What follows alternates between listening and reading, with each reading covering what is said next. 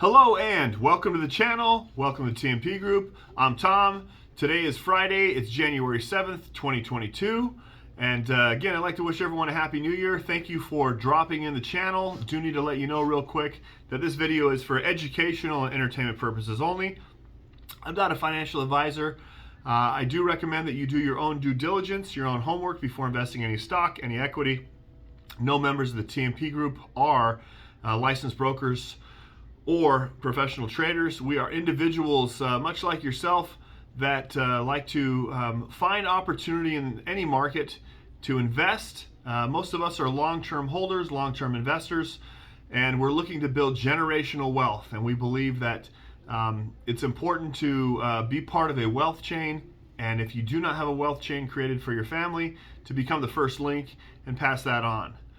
So with that being said, I do want to jump into a topic that has been, it's kind of been following us for the past 12 months, even before that, and that is the semiconductor shortage and how it's in fact affecting the market, including the automotive market, including the gadget market, the PC market, the phone market, the gaming market, so on and so forth.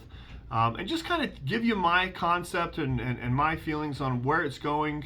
Maybe I'll give you some opinions of some analysts, what's happening, and when this shortage will, when, not if, because it definitely will become alleviated, but what will happen once the shortage is no longer a problem, and which stocks will be affected. And at the end of the video, I will definitely give you some stocks that I feel will have the biggest increase or possibility to increase due to the chip shortage and once it becomes alleviated. So if you like what you hear today, I do ask that you hit the like button. It sure helps out with the YouTube algorithm, helps get this video out to others. And if you feel that you want to hear more from us, hit the subscribe button and feel free to share it with your friends, share it with your family. So jumping right in, the question that looms right now is, will we continue to deal with this damn chip shortage through 2022? And unfortunately, my short answer is yes. We will see it some alleviation, but I believe that the chip shortage will continue through 2022, well into 2023. That doesn't mean that there's not opportunity to take advantage of it right now. In fact, it presents a great opportunity to take advantage of it right now. In fact, if you ordered an iPhone, if you're trying to buy a car, if you're ordering a gadget, if it's anything to do with technology, with PCs, anything that has a chip in it, chances are that your order has been delayed, postponed, or put off for some reason. So why is that? Because we've had a chip shortage, and it's been a worldwide chip shortage. The issue started last year, obviously because of COVID-19, and it's continued on, up until today, up until January 2022. There has been a very high demand for semiconductor chips, processing chips that affect the automotive business, that affect the gaming business, that affect the PC and the gadget and the telephone business. And that shortage has created a demand, and there's just no supply. So how are we going to capitalize on this? The chip shortage did continue and started in 2020 with COVID. It continued through 2021, and it hasn't ended yet. And let's take a look at some companies that and that will be affected by, and segments that are affected by the chip shortage, and then find out which companies will emerge. So the first one I want to talk about are the phones, PCs, and gadgets. Just to give you some quick information, it was really a crappy year for phone makers for sure, and gadget makers. Apple, one of the biggest, if not the biggest, did hit $3 trillion. Now it's back down. It lost more than $6 billion in the quarter ending in September last year, and $3 billion the quarter before that. So in half a year, $9 billion due to the chip shortage. Xiaomi experienced flat revenue in September because of the chip shortage in Q3 2021. And smartphone shipments, they shrunk by 6% year over year, according to a report. In October, during first quarter results, Intel CEO said that the chip shortage problem could continue into 2023.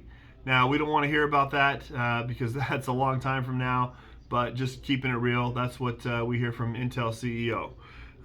Some other chip makers disagree with this, which is good news. Earlier this month, NVIDIA's chief financial officer, Colette Kress. So we know Colette Kress, she knows what she's talking about. We love NVIDIA here at the TMP Group.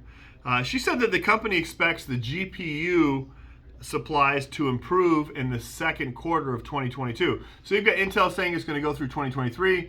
You've got NVIDIA coming out of the press statement saying that it could go into the second half of 2022. I feel that we'll probably fall in the middle somewhere, if not towards the end of or more towards 2023.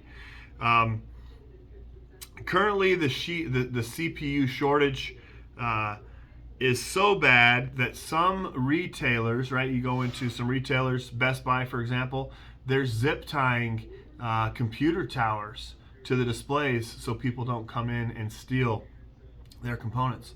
I mean, it's just horrible, and we want to put an end to that. Qualcomm CEO Cristiano Amon, he shares a similar view and thinks the issue will be resolved sometime next year. So that's a positive. And the iPhone supplier Foxconn also said that the chip shortage problem might run until mid-2022. So we've got quite a few people saying that it's going to run until 2022. And there are others saying it'll run through 2023. Obviously, we have to try to figure out how long it will run. And I personally believe that it is worth investing in these companies that I've just mentioned. Because when there is a supply issue and a strong demand, once the supply comes up, the demand is still there and it's ever increasing, and these companies will flourish. But keep in mind that your iPhone 13 orders still might be delayed, and I know a lot of you are experiencing that. Okay, so the global PC market.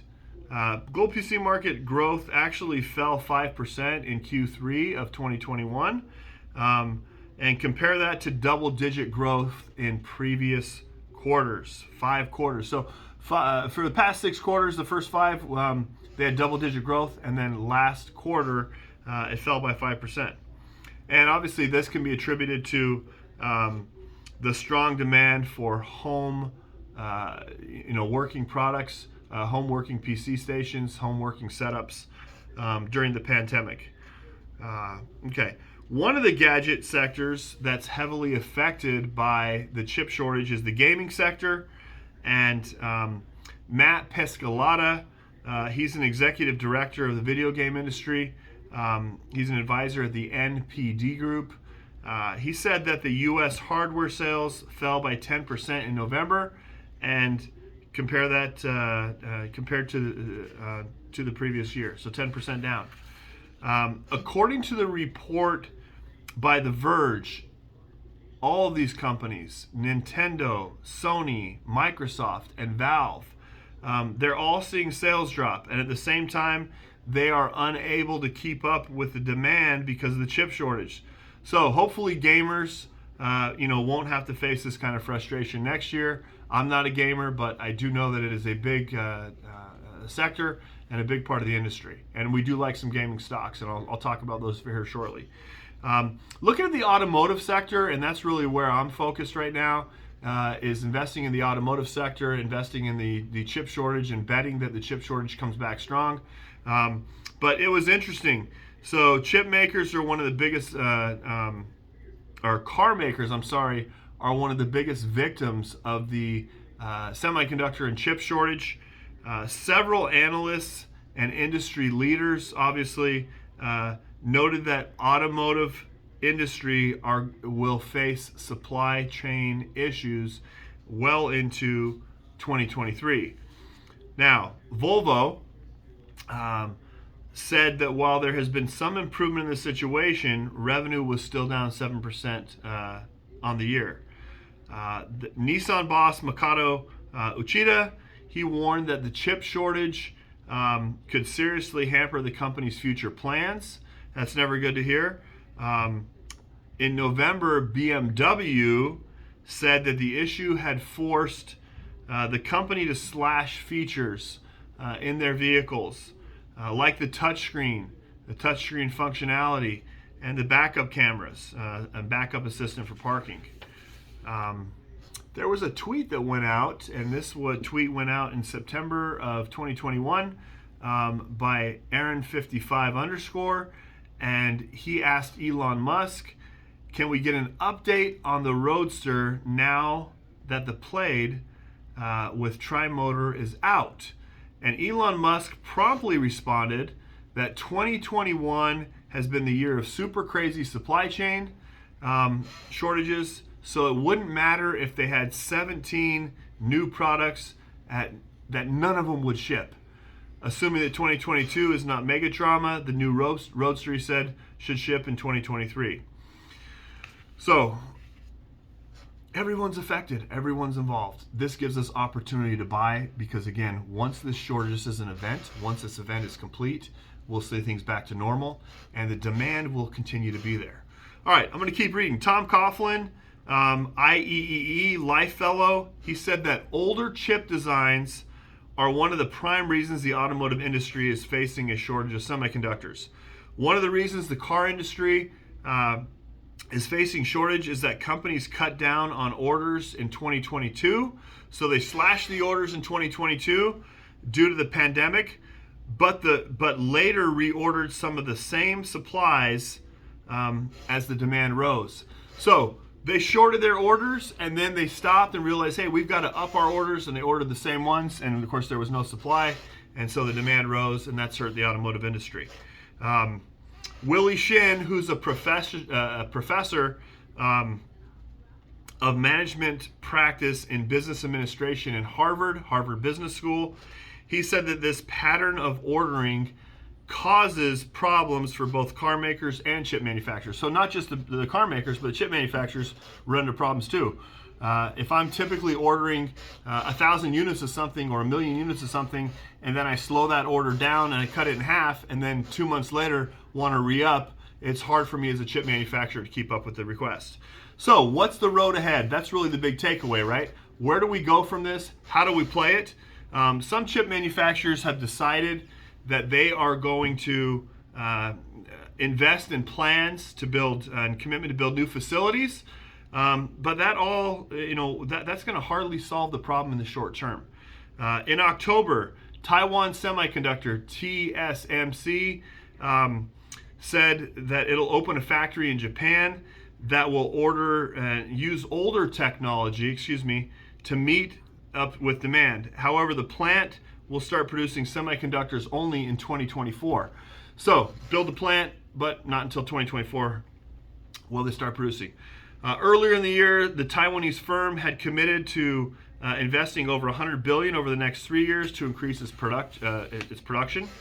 And earlier this week, Intel came out and committed to opening a new facility in Malaysia with a $17 billion investment. Now, in March, the company announced that it would give a $20 billion fund to set up the manufacturing plant in the U.S. So companies are experimenting. They are committing to solving this problem. Which companies do we see that will benefit from this? And that's what I want to talk about next. So, which companies do we feel stand to have the most to gain through the semiconductor shortage? And once the semiconductor shortage and chip shortage has been alleviated, once it improves, where do we see the money flowing into? Again, where there is a lower supply and strong demand, once the pendulum swings from left back to right, we do feel that in the semiconductors, the top plays would include, and again, do your own homework. This is our opinion only, in my opinion only, opinion of the collective opinion of the TMP group. We like Intel, INTC. We like Qualcomm, QCOM. We like NVIDIA, NVDA. We like Micron Technologies, MU. We do like TSMC, Taiwan Semiconductor. And of course, we like AMD. Our top three, and in no particular order, would be Intel, NVIDIA, and AMD. In the automotive industry, who do we think stands to benefit the most? Ironically, Tesla seems to be doing okay with their own chips, and I think Elon Musk is going down a different road. But obviously the legacies, Ford and GM, we believe that they will make the strongest bounce back. And then, of course, in the gadget sector, the PC sector, and the gaming sector, Apple stands to benefit from this, Microsoft, Activision, and Take-Two. So the demand is there and is growing. The supply is not there and the demand for the supply is growing. This is a perfect setup. Whether it alleviates in mid-2022 or in 2023 or all the way out to 2024. To me personally, it doesn't matter. It's a good investment. It is, in my opinion, a great place to park your money. We will see volatility. There will be short-term gains. There will be short-term losses. But over the course of the long term, 3 to 5 years, I believe that these three sectors, the automotive sector, the semiconductor sector, and the gadget, PC, and gaming sectors will prevail.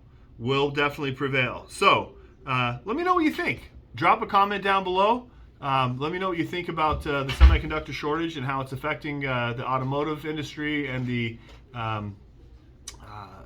PC and the gadget industry, including the phones. And leave us a comment. And last thing I want to tell you is that I do hope that everyone has a prosperous 2022. I hope that your portfolios go up and to the right as much as they can. Become convicted on a stock, invest in the things that you know, invest in those things that you understand and have high conviction, so when we do have red days, you're able to hold tight and take advantage of the greens. I always like to say that the best bet you can make is a bet on yourself, an investment in your future and in your children's future. Create that wealth chain, and hopefully you continue to stick with the TMP group, watch the videos. I do hope to see you on the next video.